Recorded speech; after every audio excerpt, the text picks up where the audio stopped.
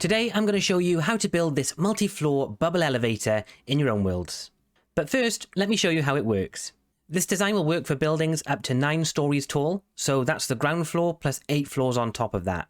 So to start off, you're going to need to go over to the selector panel and pick whichever floor you want to get off on. We're going to pick floor number 3. You jump into the bubble elevator, and then it should stop you at floor 3. Then to get back down, you just come over here and step into the drop shaft, and it will take you back to the floor selector. And it really is that simple. But this wouldn't be much of a multi-floor elevator if I didn't show you that it works on more than one floor. So let's have another go. Now we're going to select floor number 5. We're going to get in the bubbles. Up we go again.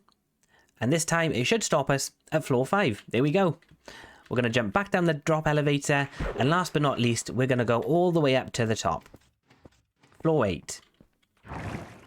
Up we go. And here we are at floor 8, right at the top.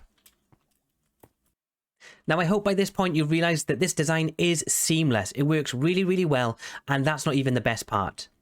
The best part is the redstone for this thing. It is so easy to build. I'm going to show you it right now. This really is all it is. So all you're going to need is a comparator, 8 pieces of redstone dust, and up to 7 pistons, depending on how many floors you're going to have. You are, however, going to need an awful lot of observers, because that is the main material used in this design. There are cheaper alternatives, and I've demonstrated them right here. So you can do observer, torch, and it works just as well. And when you get to the tops where you need to turn off, you can do it just like this. So there's a little demonstration for you. So when I flick this lever, what we should have is a pulse over on this lamp. There you go. And same again, if we turn it off, we should have another pulse on this lamp. There you go. And that's how you know that it works both ways. Now this is what a smaller elevator looks like. It's exactly the same on the ground floor. You've still got your selector panel. It just so happens that from floor 4 to 5, 6, 7 and 8, it's all going to just take you to the top floor. But you'll notice around the back, we don't need all of the observers or even the pistons. We can actually get rid of these pistons right here because they do absolutely nothing. And these observers, they do nothing. And then we can get rid of the redstone dust here too. So if you've got a smaller building, this is all the redstone you're going to need. Isn't that ridiculous? 4 floors and all we need is a comparator, 3 pieces of redstone dust, 2 pistons and a handful of observers. It's that easy. So now you've seen it working, you've seen the redstone behind it, let's get into the tutorial. Now let's start off by showing you what materials you're going to need to build this in your own worlds. Here I have in my inventory everything that you're going to need. However, because this design is completely modular and you can build anything from 1 floor up to 8 floors, the amount of items you're going to need will vary. There are some exceptions to this. So for example, you will need exactly 1 piece of soul sand. You will only need 1 item frame and only really need 8 signs. Buttons can vary, so it depends on the floors. And redstone dust, the maximum you're going to need is 8. Comparators, we're only going to need 1 comparator. We're going to need a maximum pistons of 7 and maximum dispensers of 7. However, for less floors, that will reduce. I would say you're going to need something like up to 8 buckets of water, but the more the merrier, to be honest. You're also going to need a bunch of kelp and any building blocks of your choice. Now let's have a look at how much space you're going to need to build this in your own worlds. Starting from the very front here, because we've got items on this wall, we will include this block here. So 1, 2, 3, 4, 5, 6 blocks deep.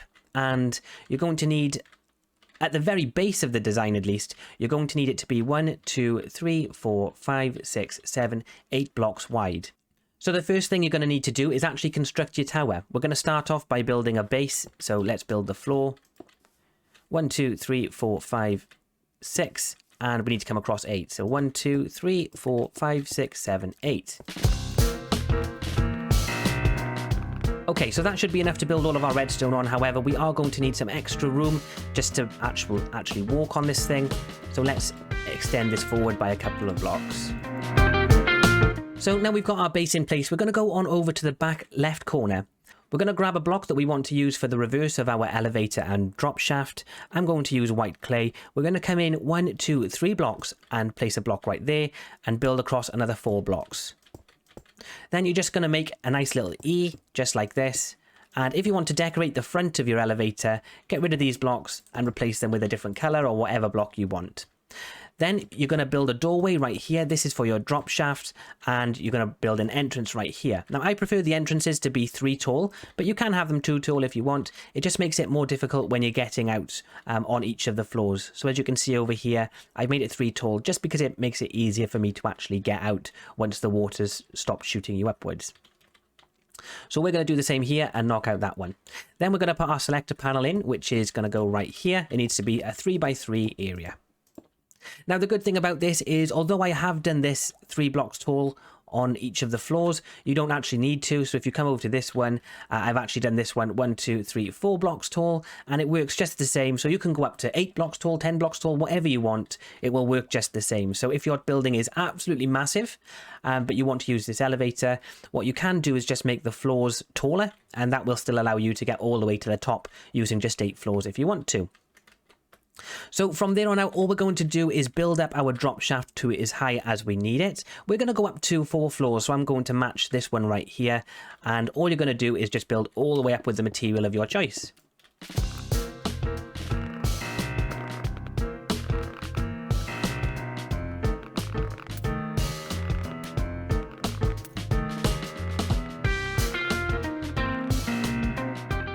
Okay, so at this point, all you're going to be doing now is adding in the floors.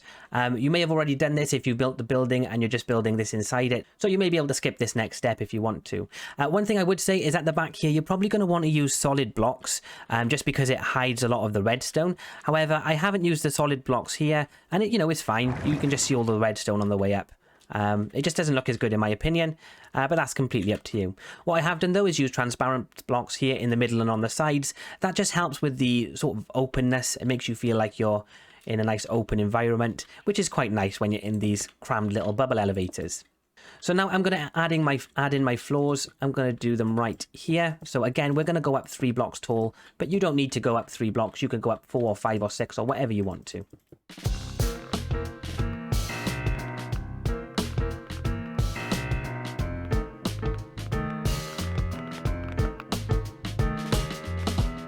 Then right here at the top, what we're going to do is just cap this off just like that. There we go. So this should be the very top of your building.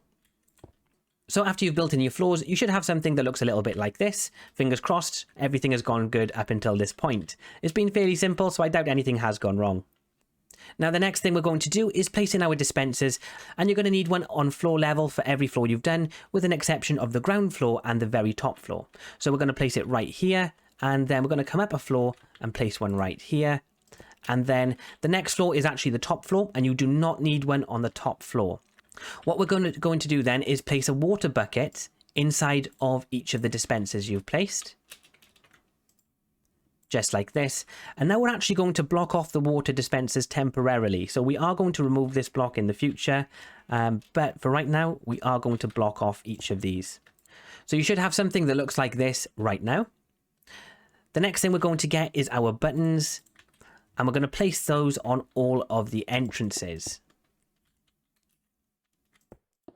Just like this. And this is just to make sure that no water comes out as we're putting water into this elevator. There we go. So now our buttons are in place, we can drop down some water. And what we're going to do is go to the ceiling and just drop water down like that. We're going to do that for every floor, with the exception of this very top floor. You don't need to come all the way to the top. You can actually just go to that block right there. And then for each of the floors, we're going to get our kelp and we're going to place it in. And that's just making water source blocks everywhere that we need them. And then you can just get rid of the kelp blocks once all of it's been converted to source blocks. Okay, now this step is really important. We're going to punch out the floors, and you're not going to fill this block with a water source block because that is how the whole design works. So again, we're going to punch out that floor. There we go. And now this should actually work as long as we've got our redstone hooked up. The last thing we're going to do before we start working on the redstone though is to grab another button, place it right there, and then put a water bucket on top of that. That is for our drop shaft, so now our drop shaft works no matter which floor we are on. Okay, so surprisingly, that was actually the hardest bit of this design. Now we're going to move on to the easy bit, which is the redstone. Oops, one last thing before I forget, we actually need to place in our soul sand right here at the bottom of the elevator. Silly me.